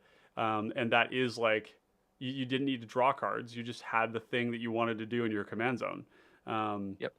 And so when that's the case, and this is like Great Desert Prospector or Heritage Druid, where you've got all these really powerful activated abilities you just want to sink mana into. It's like you want to have tons of mana for that. Yep. And he's also got a trigger from the Firebrand Archer. Yep. And makes another token. Yep. He is Arcane there's Denial, because I think that the TPI player may have pointed it at him. Yeah, I mean, which I wouldn't. this Rolling Thunder, if it points at you in any capacity, not even like all of it, if it kills like 2 of your creatures or whatever, like doesn't matter. Like you want to counter this.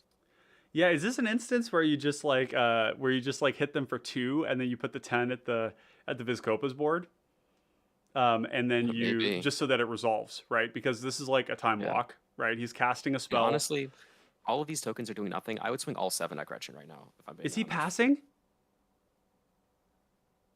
He needs to swing. He needs to swing everything at Gretchen. Gretchen will like straight win this game next turn if Gretchen doesn't. Like Gretchen's gonna eat 5 creatures or whatever, 4 creatures, but like it doesn't matter. Like what else are they doing? What are they? That's what they're there for. When you might as well not create them in the first place. When you play TPI, you are playing this deck accepting that you're going to be like YOLOing these creatures into boards where they're going to be able to block. Right. Yeah, like, Puzzle, I think that Gretchen right now has just not been pressured enough. I've been saying this since the beginning of the game. It looks a lot like your DBB 100 win, where Gretchen just was like let to do their thing. Tatiova was attacked a whole lot. Tatiova got hated out. There was 2 attack cycles where the TPI player has not. Well, this might be the second, but the first one didn't swing at all. He hasn't attacked He with says tokens attacks are ever shit. I don't since think there he's were going to blockers. attack. I honestly don't think he's going to attack. It's a mistake, but It's the he's thing where passing. like they're not. These tokens are not precious, and if they're No. sitting on your board doing nothing, then like, what is the point of having them? Yeah, they've done absolutely nothing this game. They helped take a Tatiova player out of the game who was already dead. Yep. Yep. Oh yeah. This is going to be a huge turn for Gretchen. Oh God, yeah, it's awful. It's so bad. There's no. And what has Vizkopa got in hand? God's willing. Yeah. This TPI is playing way too scared. Oh no. Shoot. Because, like you said before, it's about how you manage your resources, right? And Yeah. I think that they've been put in a headspace where they're not managing the resources effectively. And Gretchen's capitalizing on it in a huge way.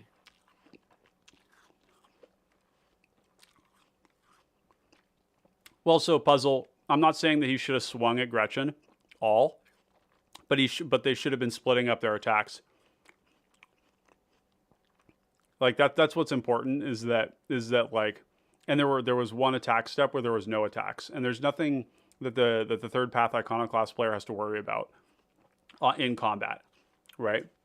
So I don't think it was wrong to attack the Tatiova player, but there needed to be a bit of like focus on the Gretchen player too. They were at 28 life like not that long ago.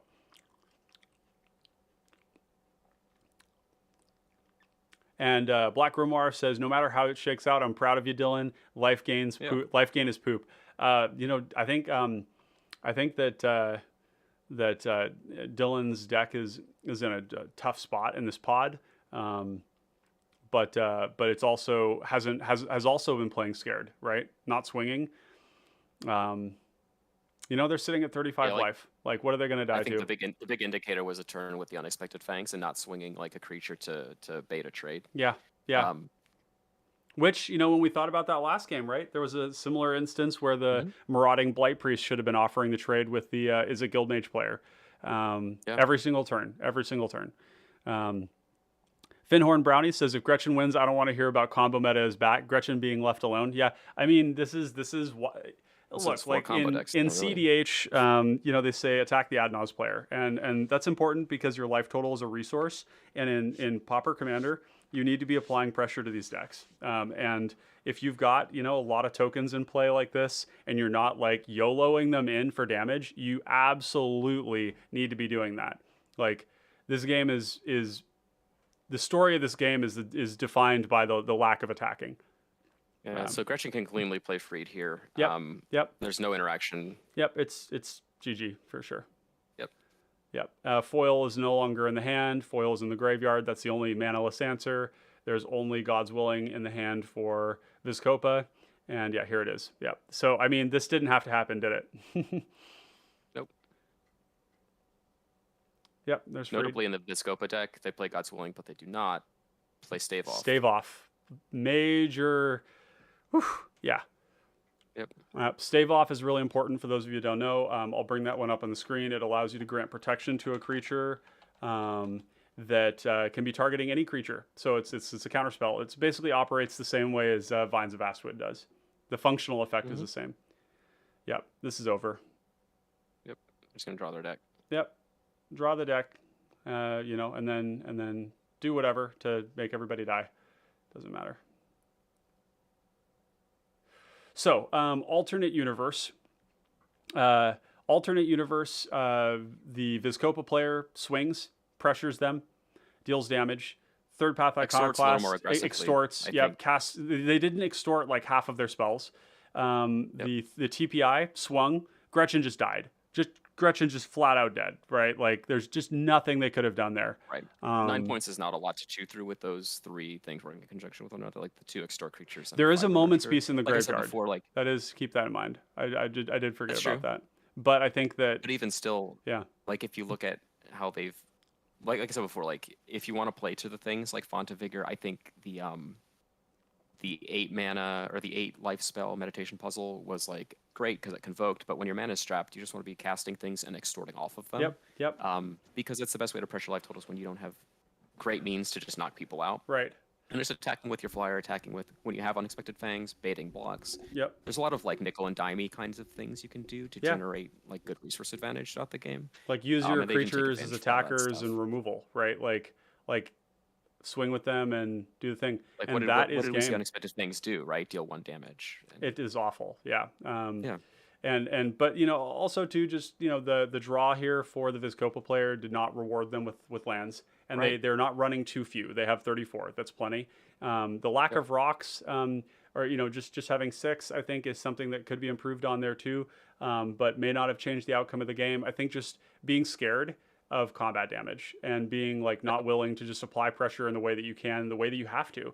If you don't have answers Right. in your hand, you need to be swinging. You need to be like, It's not pretty, but like yeah, it when the leftovers are that low, every yeah, point is going to matter. for sure. And like, look, he's Um, got Font of Vigor in play. All he needs to do is like have Vizcopa, crack that thing, and activate it, and he's got all the pressure he needs. Right. That turn, they wouldn't have been able to do that because it would have been 3 for the activation, 3 for the font. Um, but right. uh, but yeah, And notably, like when you're talking about these strategies like using font, extort, like those are things that get around the counter spells, yep. which is like the crucial element It's of it, right? so Like, important.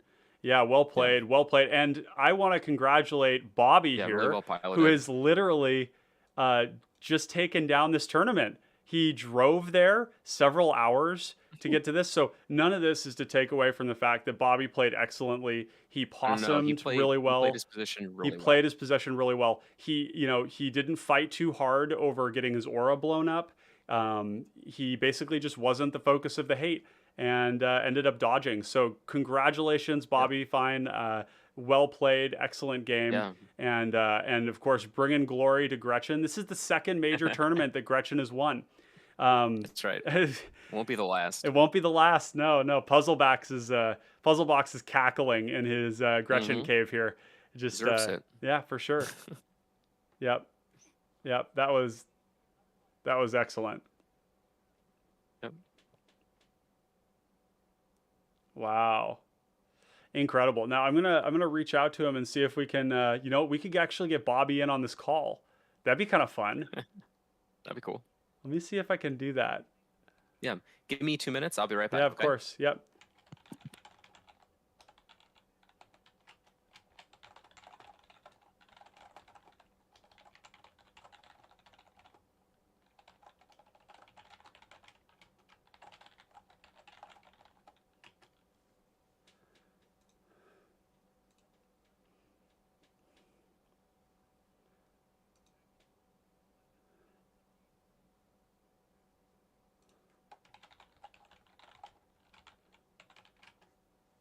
Excellent. They're doing a little bit of post games here. Yeah, Taunus, Gretchen does so much work. I mean, Gretchen is a really powerful commander with a lot of really great pilots. Like Puzzle and Bobby are both really competent combo pilots. A lot of experience in the format, and it's a really powerful deck. Definitely worthy of respect. If you're playing them, don't complain when you get attacked because you know what happens if you don't. It's definitely definitely worthy of the attention. So okay, I'm gonna move us here into. Let's see if Bobby follows up with me here. We may have to do this another time. Oh, look at this. He's doing the little finger thing. Yeah, we hear people saying Pauper is not a weak format.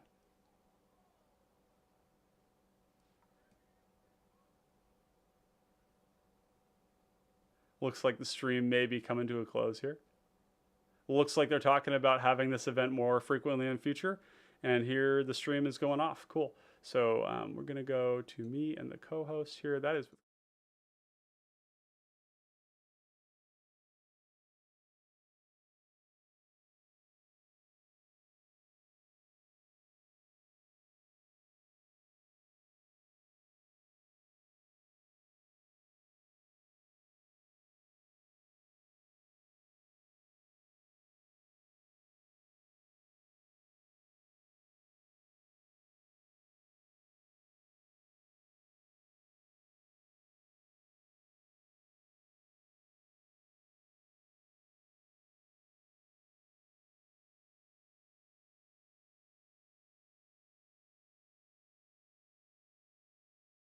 let's take us back to here. The stream is Mm-hmm. all done now. And we're just waiting for a little ad break to finish up. So yeah, we've got Derek back here. We are all finished up with the game now. The stream is all over. I think I can go back to here to. It'll take us to the replay. Yeah. Predictions here were that Vizkopa would take victory here, and looks like we had a fine Gretsch victory here under the piloting of Bobby. So yeah, tell us in chat if how that went for you, and if you'd have done anything different in those games, or what you thought of the decks, any feedback like that. Also Yeah. want to mention too, for those of you here, if you enjoyed the content, you want to see more of this, make sure to subscribe and also like the video. Put a ton of work into Mm-hmm. these, and we're looking to always create the finest common connoisseur content for all you connoisseurs out there. So do support the video. Also Yeah. want to mention too, if you want to see more of this and you want to get in on the action early and benefit from all the different patron rewards we have, go to the description and check out our Patreon. We have a bunch of different tiers available, all the way from $2 a month all the way up through larger for those of you who feel compelled to do so. And it's a great way to get plugged into the community and to a special part of the Discord where there's a really nicely curated deck list section and some of the top brewers in the format building really cool stuff. So definitely something to look into. Derek, any last thoughts on this? Anything you wanted to Um, chat about? yeah, so I think this game was a great example of like I mean, you and I behind closed doors. I mean, we don't talk about it a lot on stream, or we haven't, but like resource advantage and like using what you have on board to what you need to do with it. And a lot of times it looks bad when you do it, but like if you have no outs, if you have nothing else you can do, like attacking with your 7 tokens into a bad combat to chip in some damage is not a bad thing to be doing, particularly in a deck like TPI when you can so easily generate more of them, Yeah. right? Yeah. So it's just about being able to contextualize like where you're sitting, what's going on with the other players, and how you can use what you have in a proactive, productive way when like the game isn't really being very conducive to you sitting back on your heels with For 7 sure. tokens, right? Yeah. Just like knowing or having a good read on like what's been happening. Like you look at that game as well, like holding up. We've commented a lot about holding up God's Willing for several turns, and you look at that game, and there's not a ton of interaction Yeah. happening like to creatures, and what is happening is devoted towards the combo creatures, Yep. right? You're not really doing anything with Viscopa Guild. You don't have the mana to, so they're not gonna. Why are they gonna interact with it? Yep. You know? Yep. Um, Imagine if that card had been stave off. yeah. I mean, not necessarily like a catch-all because they were, they had a lot of cards in hand. But just it's interesting because it's a combination of deck building and a combination Mm-hmm. of not using the resources available. And this both for both players here. This was for Dylan and for Ross, where they had boards of creatures that they could be deploying in combat that weren't really doing anything else that could be used to pressure the Gretchen player and ensure that they weren't able to execute so freely. You got to force them to use that mana, right? Like the moments piece didn't have to be used, and I think that may have been it. Maybe they looked at it and they said, "I'm just going to swing, and all you're going to do is moments piece." But you do that. You make them use the moments piece, right? Right. You don't kind of let yourself get bullied into those sorts of situations. Like one of my favorite things that I when I play like regular commander and like casual commander, people like to play Aetherflux Reservoir, which is a card that I don't like, not because of the card itself, because of the way that people play with it, right? They deploy it, they have 50 life, and they say, if you do anything to me, I'll kill you. It's like, okay, well then I turn all my creature sideways at them because I don't want to play under that. It really limits what you can do and how you can play and what options you have available to you. And it's going to seriously, especially if you're playing like a proactive deck that you need to get aggressive into combat with, like make them use it, because if they use it, then the other player can attack them on their turn, right? Like I've been in tons of situations. I love playing with fogs. Oh yeah. Where like if people just attack me, like I've been in situations where I can recur the Kami of False Hope. So I can sacrifice on my turn. Like a spore frog. Right. And I can recur it like once every turn or whatever. So like once a turn cycle, I have a Kami of False Hope. Yep. But nobody attacks me. Yeah. Right. Whereas if one player attacked me and forces me to use it, the other player then has a free Yeah. reign, Aether right? Spellbomb is the So, same way. Onboard stuff mhm, like this, you like got these to make them rattlesnake use kind of it. stuff. Yep. You got it. And it's interesting. It doesn't always convert that way, but against a combo player, it Yeah. almost always does. So if It always if feels somebody bad to says be the like, one that gets hit by it, but well, someone's got to yeah, do it, or somebody's else got that to do player's it. gonna win. Yeah, like Aether Spellbomb, regularly converting to like preventing 20 damage, and throughout Hmm. the course of a game is Yep. is not something that should be Wild. happening. Like for a 1 mana card that can be activated at any time, but doesn't ever sometimes get activated. Yeah.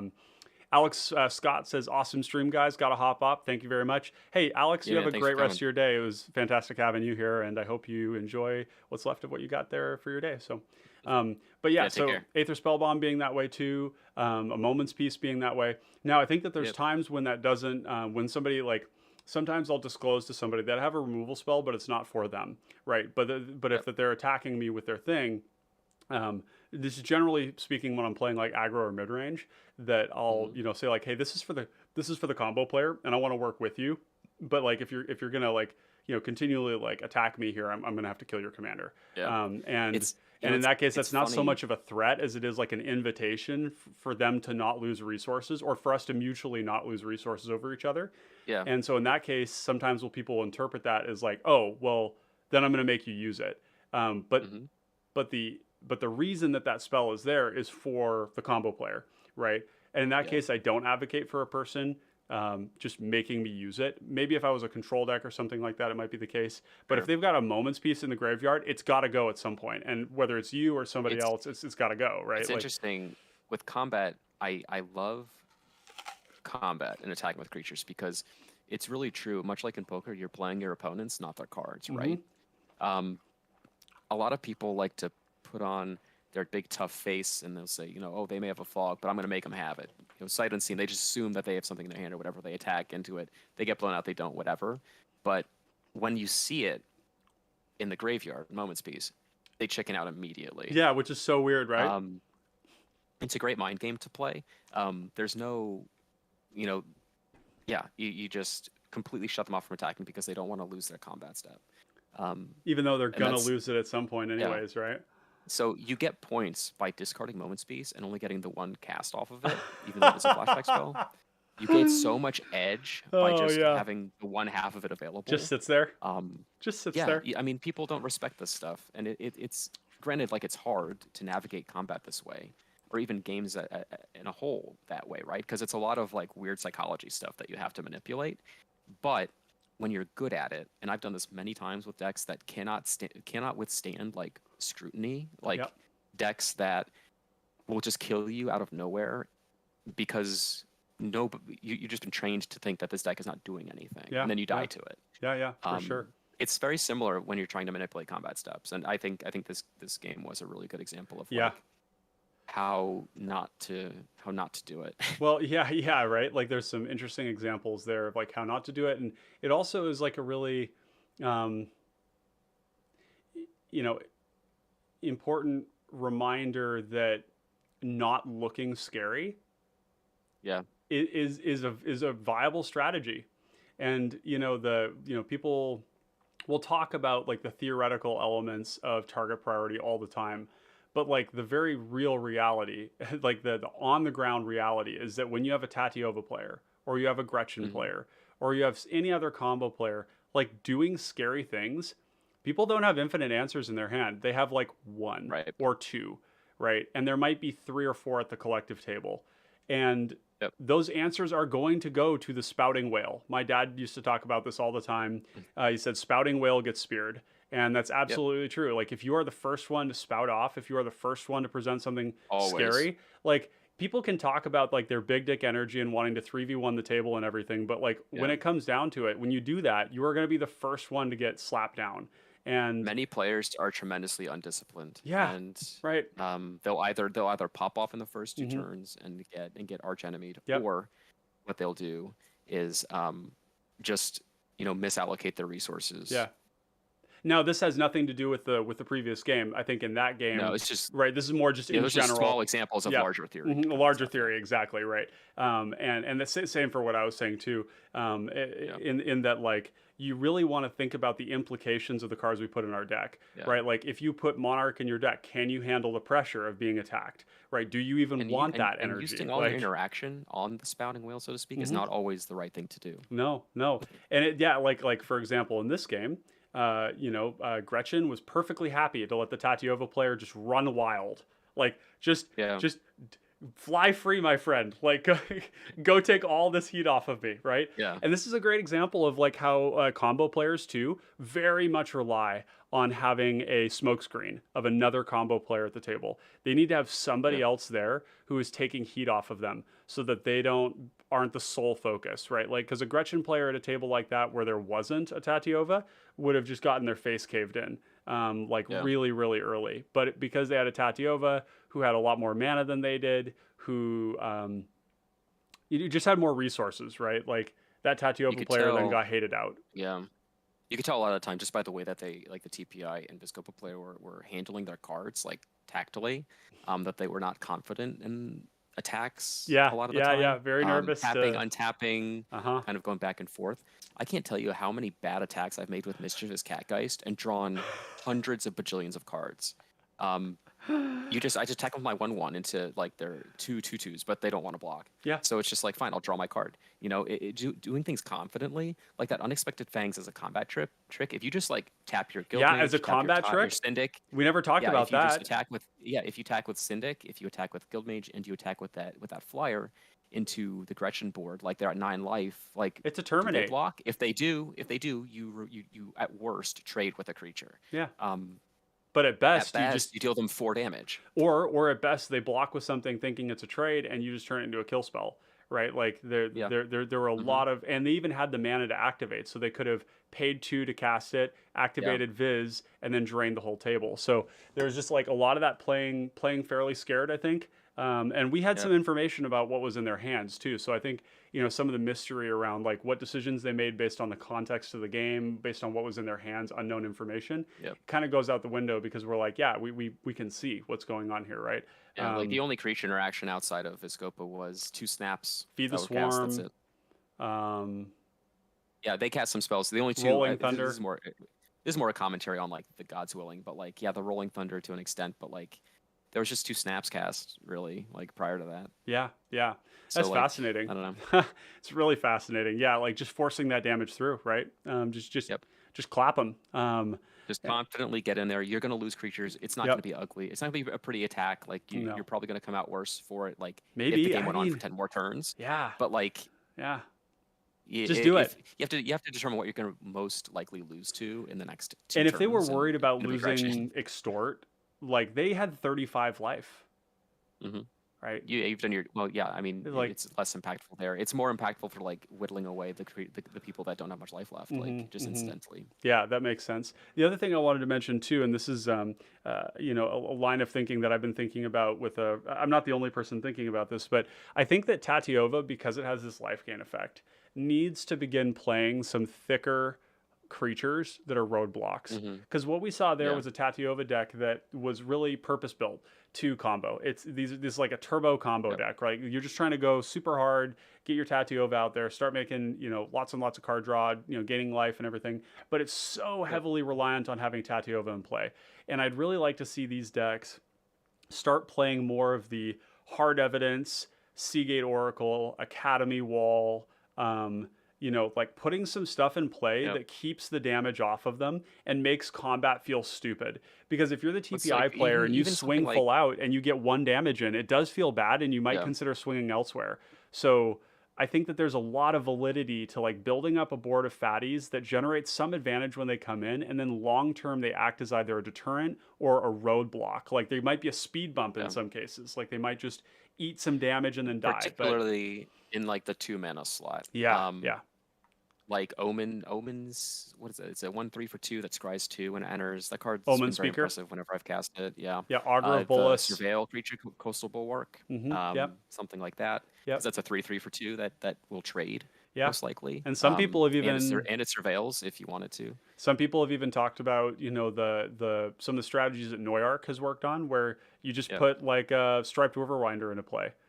5/5 Sure. hexproof. And like the great thing about that card is like 1 mana, you can just turn it into a card when you need to. It's just a draw one. Yep. But it's also like, here's my 7 mana, like 5/5 hexproof. It's like now attacking feels very hard.